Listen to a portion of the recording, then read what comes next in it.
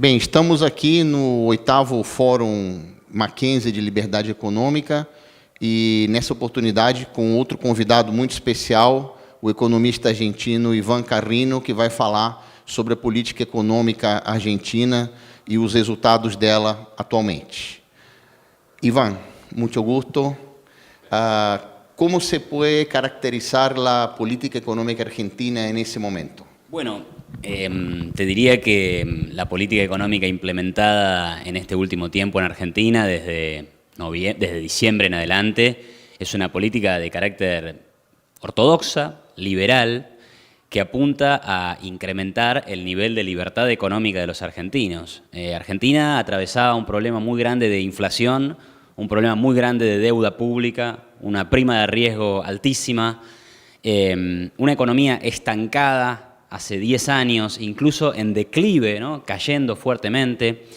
Y lo que hay que hacer cuando tenemos esos problemas es achicar el déficit fiscal, bajar el gasto público e intentar desregular y privatizar la economía. Por eso digo que esto se enmarca en una devolución de la libertad económica a los argentinos.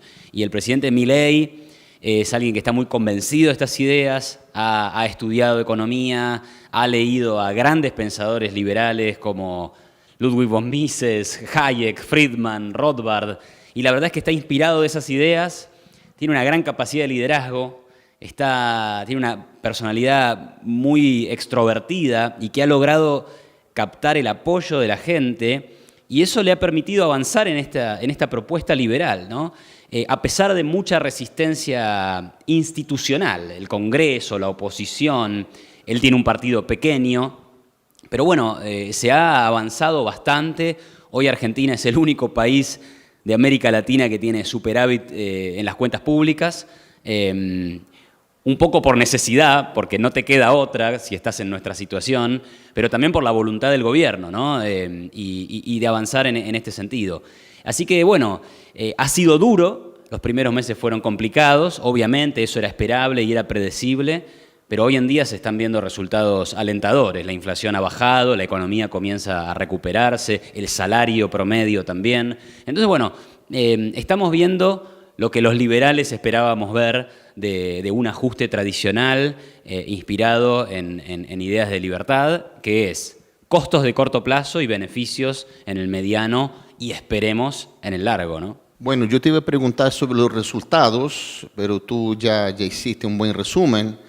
Pero entonces aprovecho de preguntarte cómo lo están haciendo con el dólar, con las cuentas externas, porque había la propuesta de dolarización, pero no fue posible implementar la dolarización. Entonces, ¿cómo lo están haciendo con las cuentas externas, que era también un problema económico importante en Argentina? Bueno, en ese sentido, claro, Milei planteaba al inicio, o en su campaña, fue bastante radical en sus propuestas.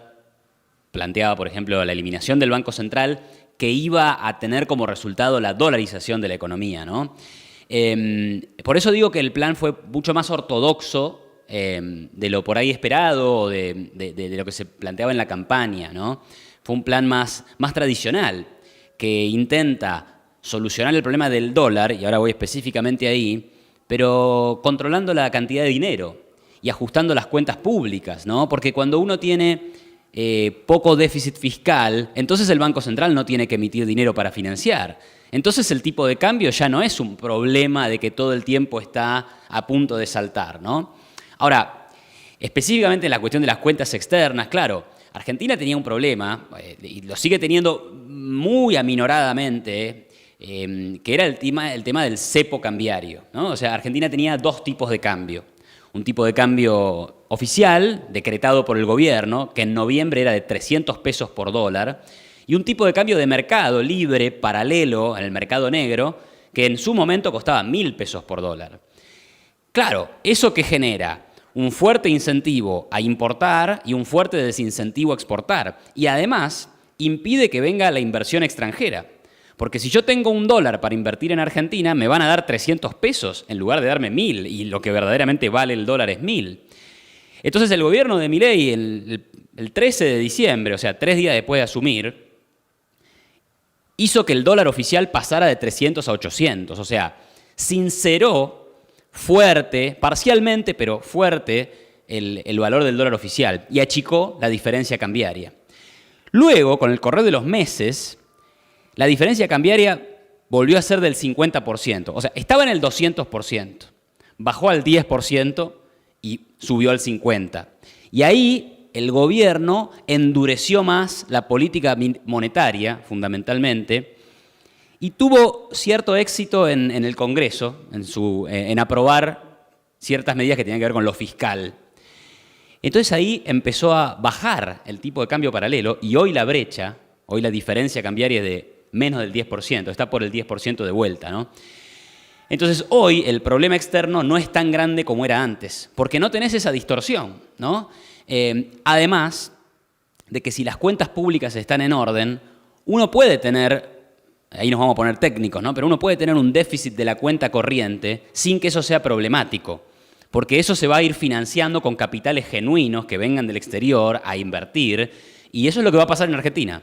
Argentina va a ir a un déficit de cuenta corriente, pero si hacemos las cosas bien va a ser un déficit sostenible en el tiempo, que va a generar crecimiento, inversión, porque va a venir de la mano de la inversión privada, ¿no? A aumentar la productividad de la economía. Excelente. Y para terminar, porque esto del ajuste fiscal es largo, ¿cuáles son los desafíos, según tu visión, a que el ajuste y toda la mejora económica siga avanzando? Bueno, hay múltiples desafíos, digamos. Las cosas han mejorado, el riesgo país ha bajado, por ejemplo, pero sigue estando en 800 puntos básicos, cosa que para el promedio de la región sigue siendo un número alto. Es decir, que todavía hay dudas respecto de si la deuda pública puede pagarse o no. O sea que ahí ya también hay un primer problema. Luego, ha habido inflación y el dólar, producto de la mejora de la confianza y demás, el dólar paralelo, el dólar libre, se ha mantenido muy estable, con lo cual estamos con una moneda fuerte. Y está buenísimo tener una moneda fuerte, pero necesitas una economía muy, muy libre que pueda ajustar lo que no va a poder ajustar el tipo de cambio, ¿no? Ahí hay un desafío económico. Esos dos son desafíos económicos, técnicos, concretos. Pero después hay muchos desafíos políticos. O sea, estamos en un país con una cultura redistribucionista, intervencionista, muy reguladora, muy de mirar al Estado para que resuelva los problemas. Y por lo menos hasta donde yo entiendo eso es algo más bien cultural. No tiene que ver con un partido político en particular, sino con prácticamente toda la dirigencia política, ¿no? Entonces ahí hay desafíos porque tiene que mostrar muchos resultados y buenos el gobierno para poder torcer esa mentalidad, ¿no? Y luego, por último, hay mucha resistencia institucional, la sigue habiendo. Gremios, el Congreso, sindicatos, claramente que ahí hay una fuerte resistencia, pero la gente en general, estas organizaciones no gozan de la buena consideración del votante. O sea, el votante a los sindicatos no los quiere nada. Entonces, cuando el gobierno se opone a los sindicatos, lo aplauden al gobierno. De hecho, una anécdota reciente es que los sindicatos paralizaron los aeropuertos. Imagínense las escenas de la gente encerrada en los aviones sin poder bajar. Fue un desastre, lo que hizo que el gobierno, al pelear contra eso, se transformara, o sea, le subiera la imagen positiva, ¿no?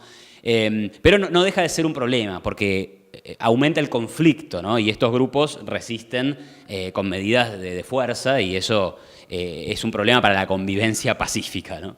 Así que esos son desafíos importantes. Iván, muchas gracias, mucho gusto y que tengan suerte. Ojalá, obrigado. Gracias a ustedes.